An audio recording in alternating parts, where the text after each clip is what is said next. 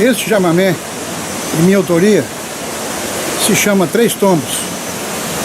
Tem uma história, mas eu vou deixar para que vocês ouçam essa história na melodia musical. Quero fazer um oferecimento a todos os meus amigos, as minhas amigas, os meus fãs, os meus familiares, toda a minha família e, em especial, a minha querida mãe, que adora esse chamamento. Então esse é o beijo no coração dela que eu quero deixar nesse momento.